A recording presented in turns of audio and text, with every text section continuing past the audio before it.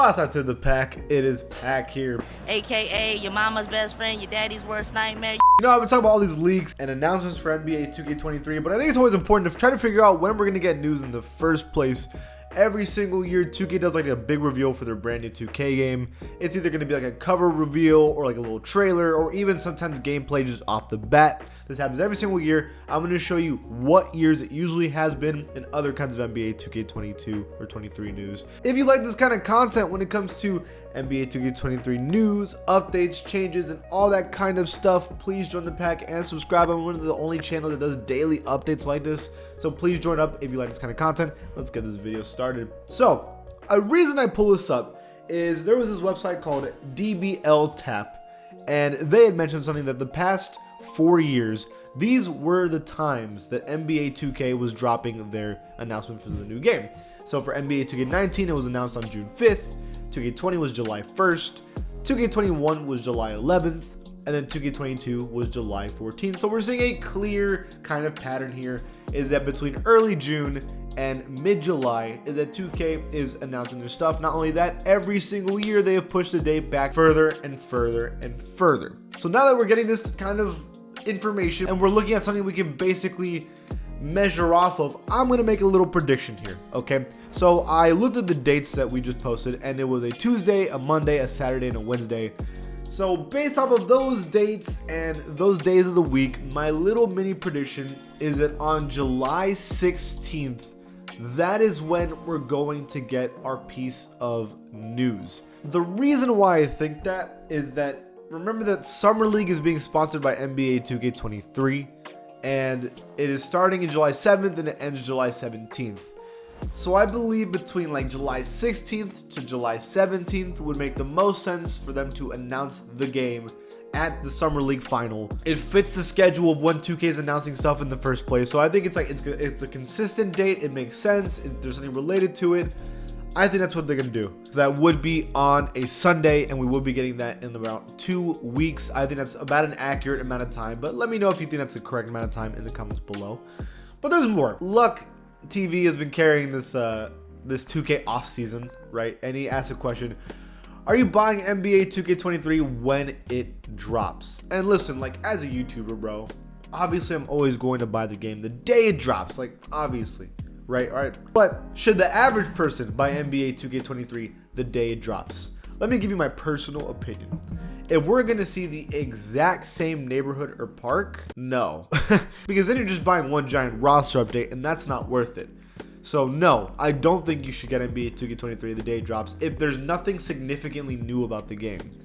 Because my team is essentially the same every year when you think about it.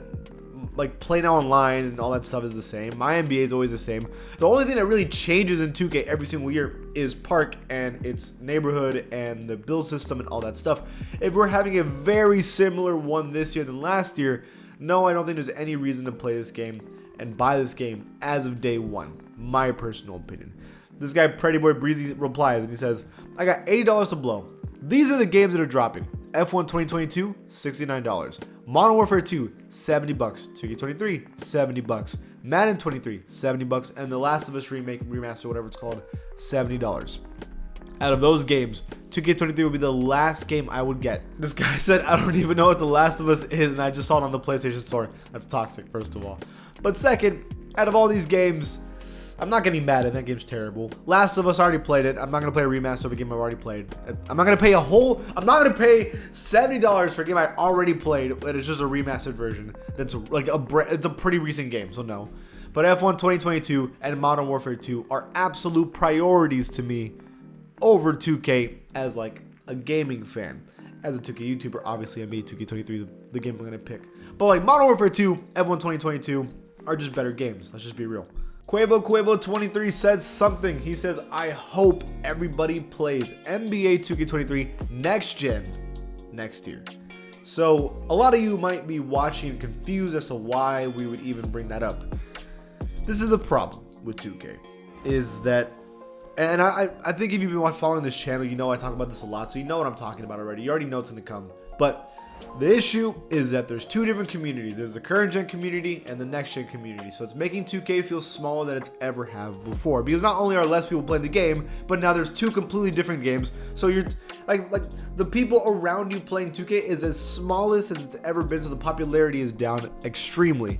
So because of that, we're hoping that not only everyone plays next gen next year, but 2K makes a game where that only next generation is the game that matters, right? Now there's way more people owning PlayStation 5s. Now it's time to kind of transition to the brand new console. Let's just be real. Now finally, this person on Reddit called Moot Mondes says this, and I thought it was a really good idea. It says, for NBA 2K23, I want the game to track which badges I use the most and which badges I'm wasting points on. So I like that. I like that a lot because I've always wondered when I'm playing 2K, like, I don't know what some badges even do, because the problem with the game is that some badges don't even pop up when they're activated, right? So I don't know if my badges are even helping me or not, because it's kind of like underneath, like Hot Zone Hunter is a badge that underneath it all is helping you because it's making your green window bigger because you have like hot zones in the game, but it's not a badge that's going to pop up every 30 seconds. So because of that, you don't know if the badge is being as useful as it really is, right? So if I think a great thing would be is if they had a little tracker that's showing you like what badges you use the most, and then what I would do is I would put a bronze badge in every single category, like for every single badge, and play for a while and see which badges I use the most, and then max out those badges. That'd be a super cool idea. I think it'd be so much better what they have now, where you just have to guess if the badge is working or not, or wait for 2K Labs to post a video to find out if your badge is actually worth it or not. Like that's not how you build a game, right? Like a lot of games have stats on, like for example, Call of Duty has guns, and these guns have specific stats about the spread of the gun, how strong they are, how fast they shoot. 2K, if I have a badge and I increase it from bronze to silver, I need to know how much of an increase this is going to add to my game, not just waste a badge and hope to figure it out over time. That's ridiculous. I don't like that at all, especially because you have to grind so hard for badges. I think this is a great idea. W post from this guy. And that's all I have to say about all this kind of stuff. What do you guys think about this news? And what do you guys think? Is this day, July 17th, the right day or not? Leave it in the comments below. If you like this channel, please give it a sub. I'll see you guys next time.